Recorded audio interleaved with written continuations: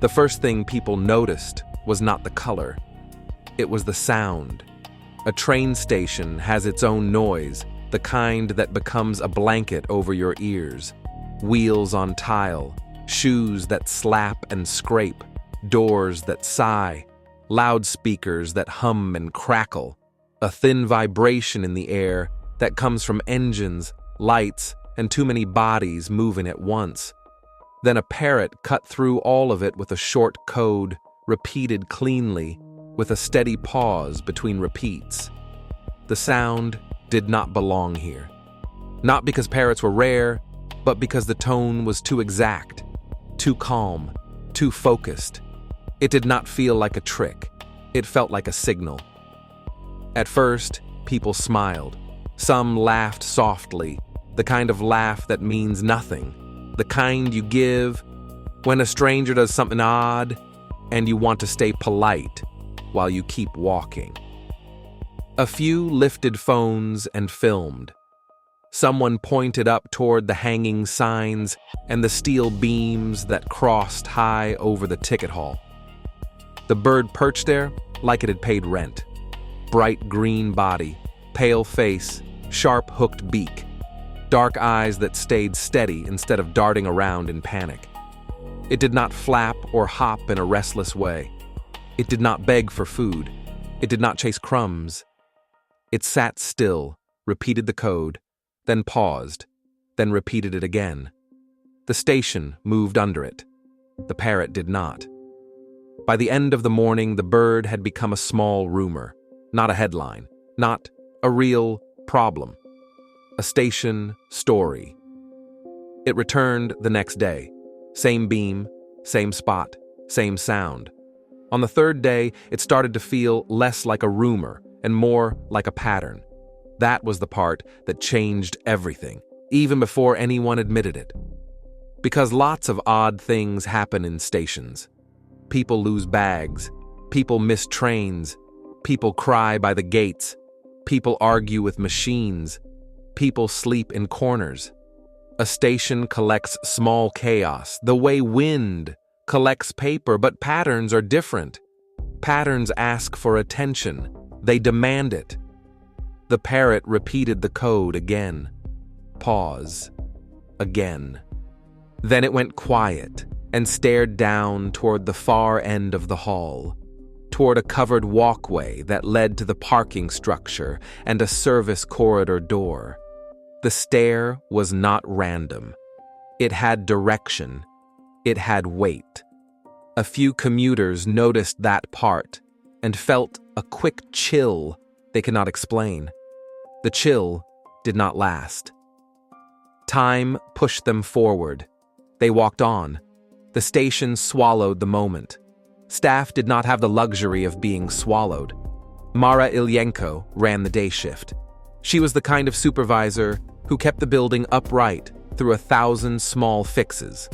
A light that flickered, a door that stuck, a lost wallet, a complaint about noise, a spill on the tile near the ticket gates, a broken handrail, a late cleaner, an angry commuter who needed to calm down before they turned into a scene.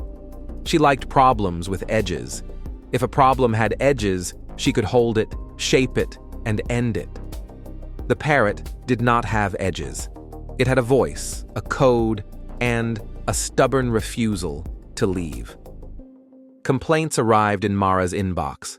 Some were polite, some were sharp, a few were strange, full of superstition and unease. Mara read them with the usual mix of annoyance and routine caution. Odd things in public places could turn into real incidents if you ignored them too long, even if the odd thing was only a bird.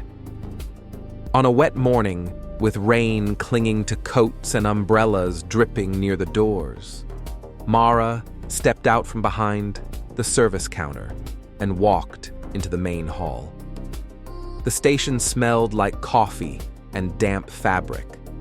Air moved in small gusts each time the doors opened. The loudspeaker announced departures in a voice that never sounded like a real person. The parrot repeated the code again, as if it was waiting for her. Mara looked up. The bird sat near the hanging signs in a pocket of warm air under the lights. Its feathers were clean. That detail mattered. A wild bird that had fought its way into a station would look rough. A bird that had escaped a home would look like this, too neat for its surroundings. Mara watched the rhythm, the same short code, the same pause, the same tone, no extra chatter, no switching to a new sound. The parrot did not seem excited, it seemed committed. It repeated the code again, and then went quiet and stared toward the covered walkway. That stare hooked Mara. Animals stayed in busy places for reasons: food, shelter, habit, a person, or a memory they could not release. Mara called over Jory, one of the station's security guards. Jory had worked the building long enough to know that trouble liked edges. Stairs, corridors, lower levels, doors marked restricted, corners where cameras were weak and sound did not travel well. Jory came over and listened without making a joke. He looked up at the bird, then followed the direction of its gaze. Mara felt relieved by that simple seriousness. It meant she was not the only one seeing the pattern. The two of them stood under the beam while the station flowed around them. The parrot repeated the code again. Mara decided to treat it as a station problem, not a bird problem. Stations were built on systems: signs, labels, maps, rows, zones, numbers, codes. A bird that repeated a code could be repeating something it had seen or heard many times, like a label on a door, a marker on a pillar, a locker number, a platform sign, a parking zone. The first place Mara checked was the lockers, because lockers were the simplest match between a code and a hidden thing. Metal doors lined the wall near the restrooms. Each had a label. Mara walked the row slowly, scanning until she found the matching label. There it was, an ordinary locker door, scratched and dull like all the others. The lock was shut. No smell, no sound, nothing that suggested danger or meaning. Mara stood in front of it and felt the station's pressure push at her. The building wanted her to move on. It wanted her to return to the desk and the schedule and the safe problems. The parrot repeated the code again, loud enough to cut through the hall. Mara turned and looked up. The parrot was not looking at the lockers. Its head was angled toward the covered walkway again. That was the first wrong lead, and it mattered because it felt so plausible. A code on a locker, a bird repeating it, a simple answer. But the bird's focus did not match the locker. Mara did not force the locker open. She did not break procedure. She did not create panic. Instead, she asked the service desk clerk for maintenance logs. Work orders were boring, but boredom was a kind of truth. If a locker had been stressed, repaired, forced, or messed with, the logs would show a mark. The locker with the matching label had been serviced recently, more than once. That was unusual. The notes were plain. Door sticking, latch replaced, sensor issue, payment jam. It read like routine, but the repetition made it feel less routine. Mara did not yet know what it meant. Still, it felt like friction in the system, and friction could mean someone was using that locker in a way it was not meant to be used. Jory mentioned recent complaints about the parking structure. Drivers reporting suspicious people on lower levels, people lingering near a service corridor, car handles being tested, a few reports of being followed. Most reports did not become incidents. Most fear stays unfiled because people do not want to be wrong. They do not want to waste time. They do not want to look foolish. Mara had learned that looking foolish was a small price compared to looking away. The parrot repeated the code again and stared toward the walkway as if it was insisting. Mara decided to check the garage. The covered walkway to the parking structure smelled like damp concrete. The sound changed as they stepped away from the open hall. The station noise softened into a distant blur, replaced by echo and the hum of ventilation. Upper levels of the garage looked normal. Painted arrows, pay machines, clean signs, cars coming and going, people walking with bags and tired faces. Lower levels were different. The air cooled, the light turned harsh, sound bounced. Footsteps became loud. Even a small movement felt too noticeable. Mara and Jory walked down and scanned the pillars and signs. The garage used a modern system of labels and colors. Mara looked for the matching code. Nothing. They went deeper. Still nothing. Mara felt the urge to stop, to return to her desk and declare that the bird was only a nuisance after all. That urge was the station's training. It was the building telling her that patterns were a waste of time. Jory paused near a pillar and pointed upward. Under newer paint, faint, older stenciling showed through. It had a letter, a dash, and the same number code the parrot kept repeating. Mara stared at it. The mark was old. It was not part of the current system, but it was still readable. A bird could learn an old mark. A bird did not care about renovations. It cared about what stayed in its view. Mara felt a cold line of certainty form. The parrot was not repeating a locker label. It was repeating a location marker. They followed the old stencils along the line of pillars until the zone led toward a service door tucked into a dim corner. The door had a keypad and a warning sign. It led into a corridor used by staff and maintenance, not by commuters. Near that door, a car sat wrong. Not wrong like bad parking. Wrong like it did not belong. It was covered by a dull tarp pulled tight. Fresh cords held it down. The knots were neat. The tarp looked cheap and practical, not like something used by a careful owner to protect a valuable car. It looked like something used to hide a shape. Mara stopped walking. Jory did not touch the tarp. He did not get dramatic. He lifted his radio slowly and called for backup. His voice stayed calm, but his posture shifted into readiness. Mara forced herself to breathe quietly.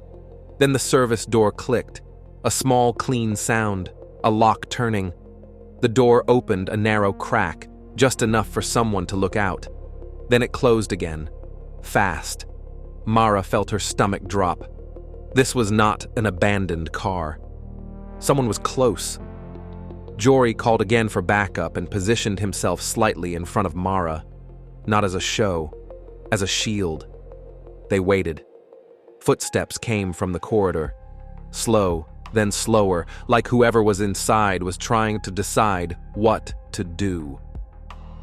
A man stepped out, hood up, hands in pockets, body trying to look casual in a place where casual did not fit.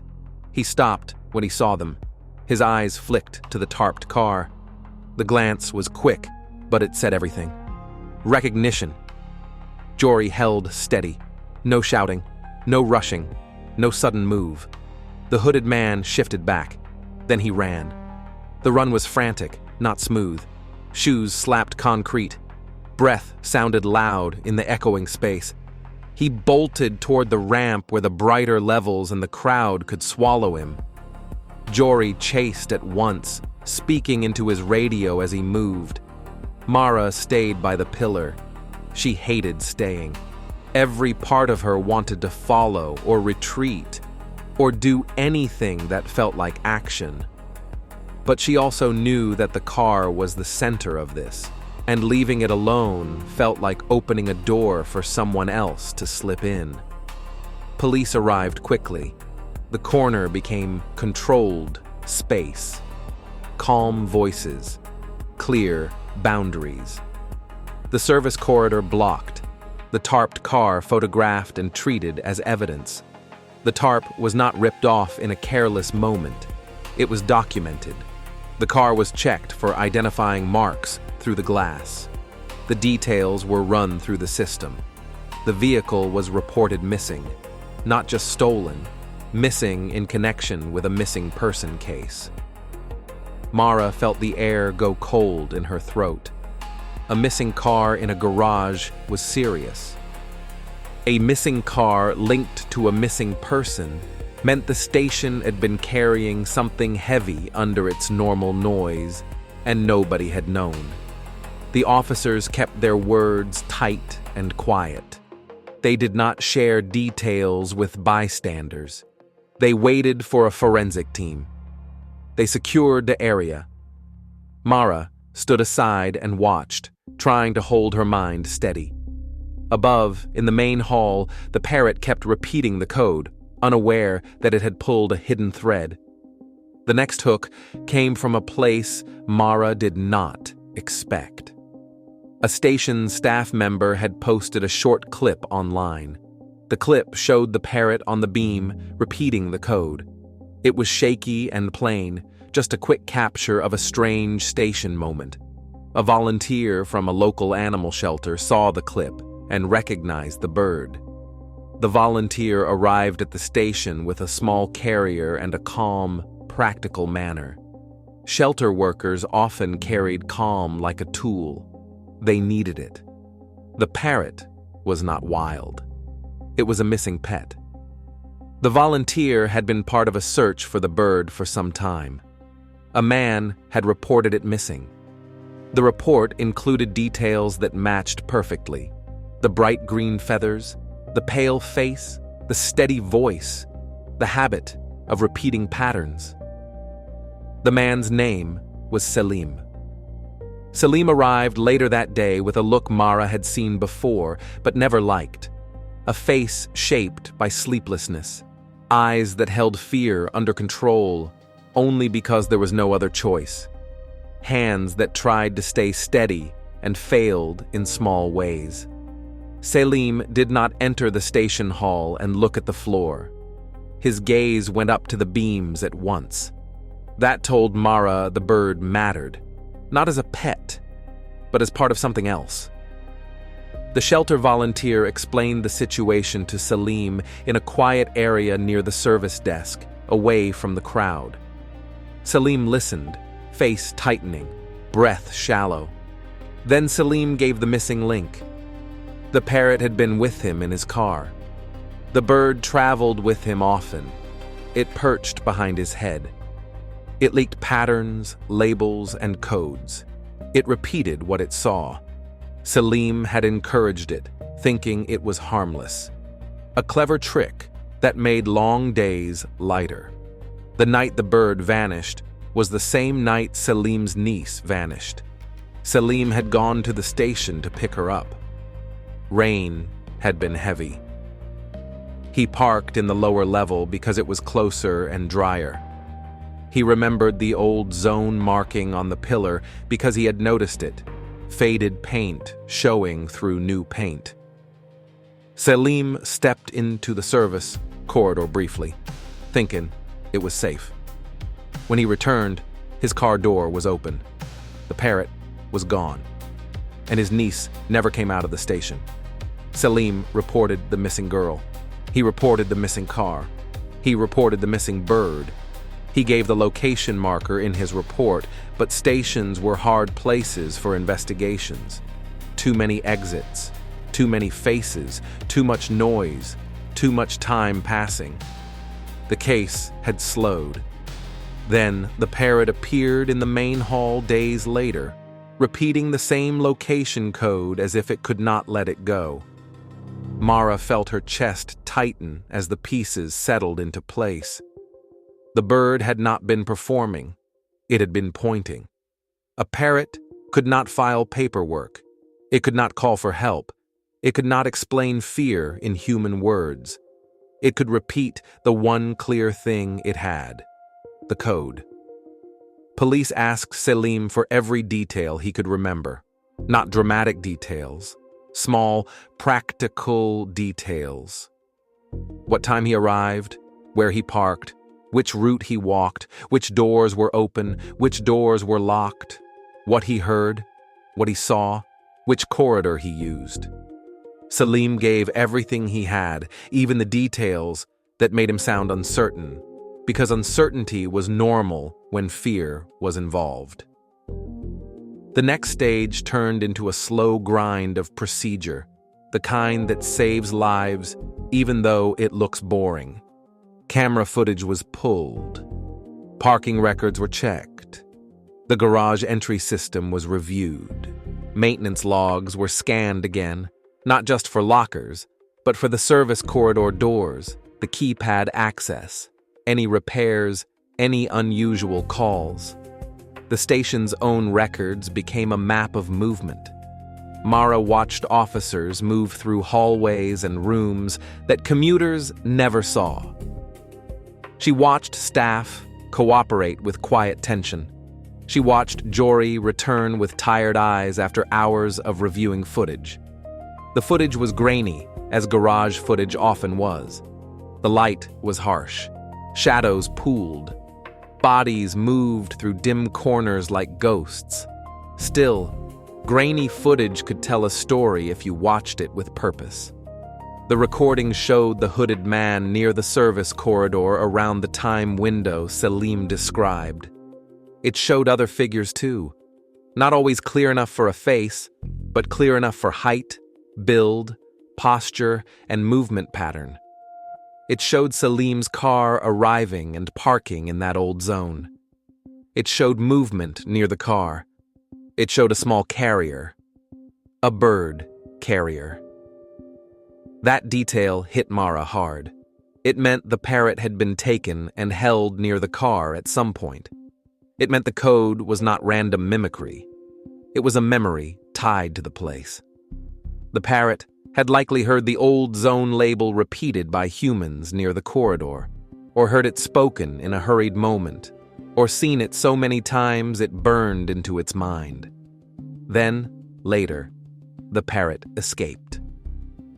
How it escaped was not clear at first. The footage was partial. There were blind spots.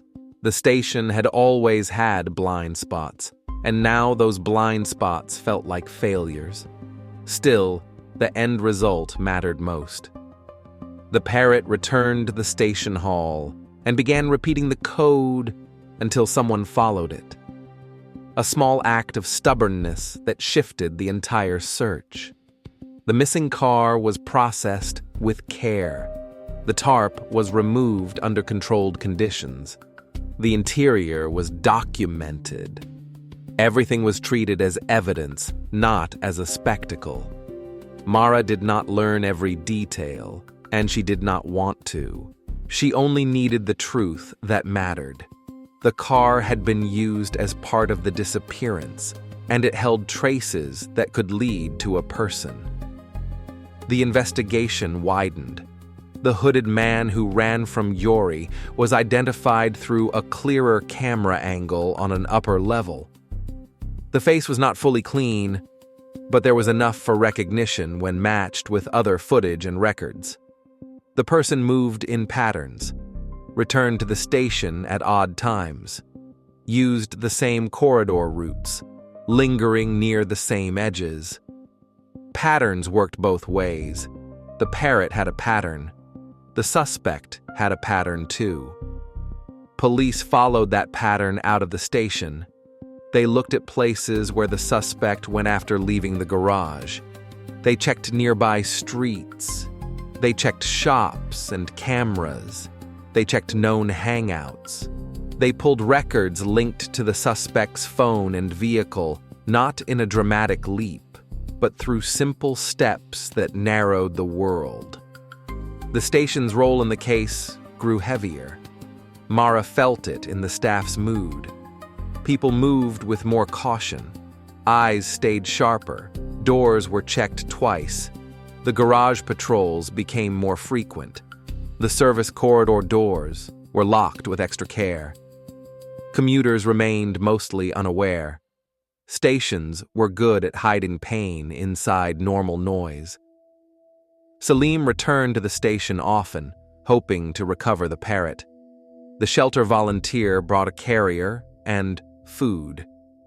The parrot still perched high on the beam, watching, repeating the code when the hall grew loud, then going quiet again. Salim sat beneath the beam with the open carrier nearby. The bird didn't drop down immediately. Fear changes an animal's trust. It makes them hold height. It makes them wait for the world to calm. Days passed in a tight, tense rhythm. Police worked. Staff watched. Salim waited. Mara kept doing her job while carrying the case in her mind like a stone. She watched people walk through the hall with wet coats and coffee cups and tired faces, unaware of what had been hidden in the garage under a tarp. She watched the parrot shift its feet on the beam and repeat the code again, as if it was still trying to finish something. The next escalation came quietly. A patrol found signs of someone trying to get into the service corridor again. Not a dramatic break-in with alarms, but marks near the keypad panel, a small scrape on the door, the kind of damage that suggested a hurried hand and a metal tool. Police tightened their attention. The station's garage became a focus point. Cameras were checked again. Patrol routes adjusted. Staff told to report any unusual movement near the lower levels. Mara felt a wave of dread. The people involved in the disappearance had realized the station was no longer blind. That meant they might try to move evidence, move themselves, or move the missing person. Time became sharper. The investigation shifted from slow, grinding procedure to a narrow, urgent hunt.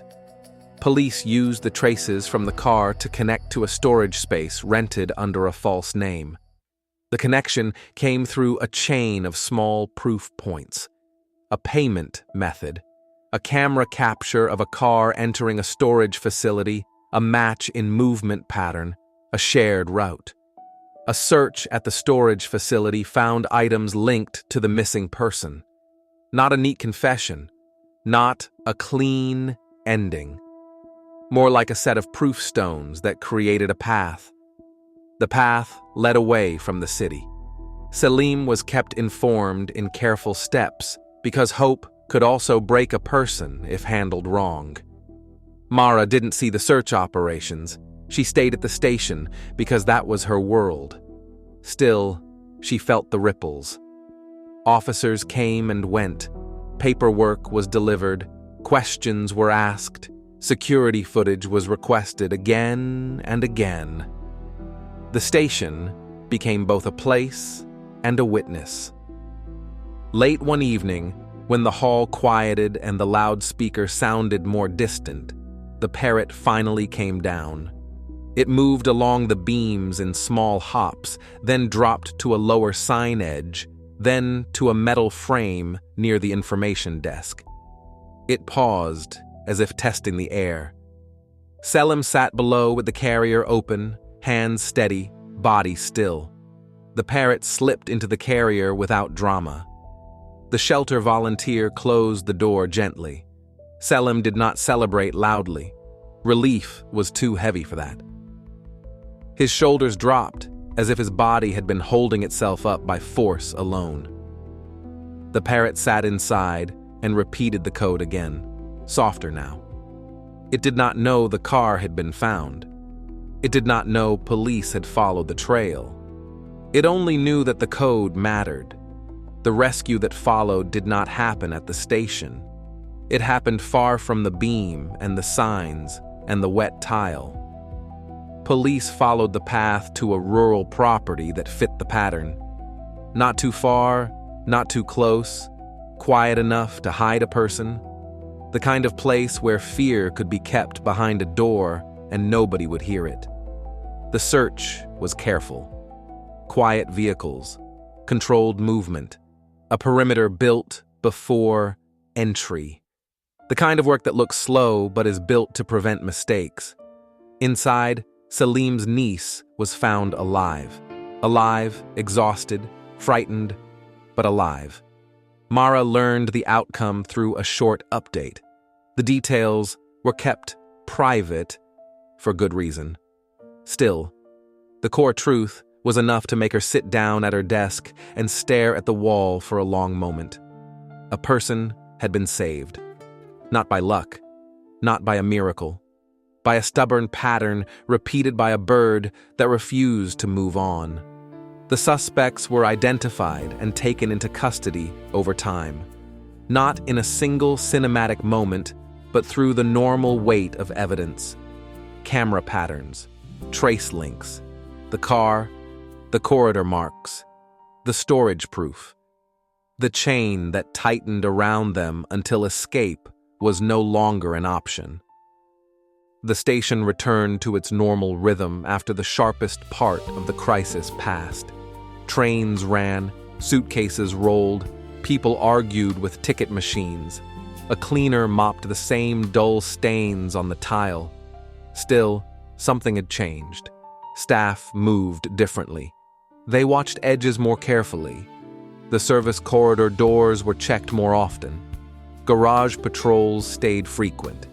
Complaints were taken more seriously, even the ones that sounded small.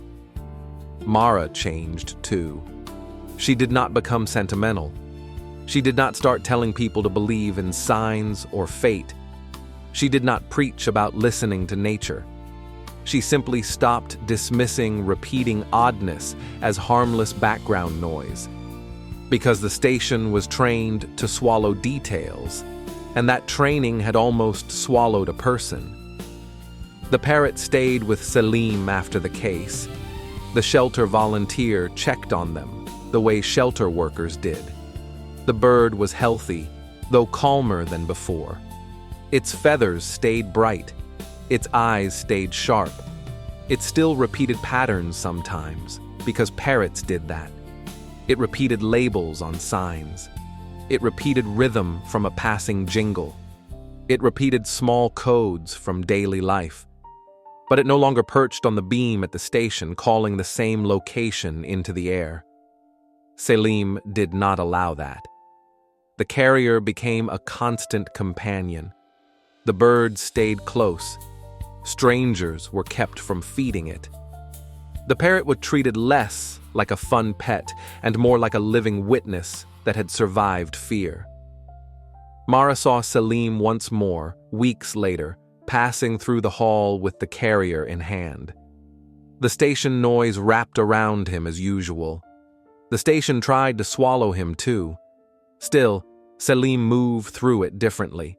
Not in a loud way, not in a dramatic way, in a controlled way, with eyes that stayed alert, with steps that avoided edges. Mara watched him go and felt a quiet heaviness. Because the story was not only about a parrot repeating a code. It was about how close the station came to keeping a secret forever. The parrot had noticed something humans missed. It had held the one clear coordinate it had in its mind and pushed it into the human world again and again until someone finally stopped and followed the direction of its stare. That was the part Mara would never forget.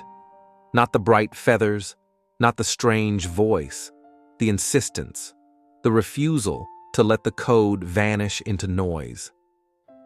The station was still a machine built for motion. It still trained people to look through it. But Mara now knew something that felt simple and sharp. Sometimes a repeating sound is not a nuisance. Sometimes it is a warning. Sometimes it is the only warning that arrives in time.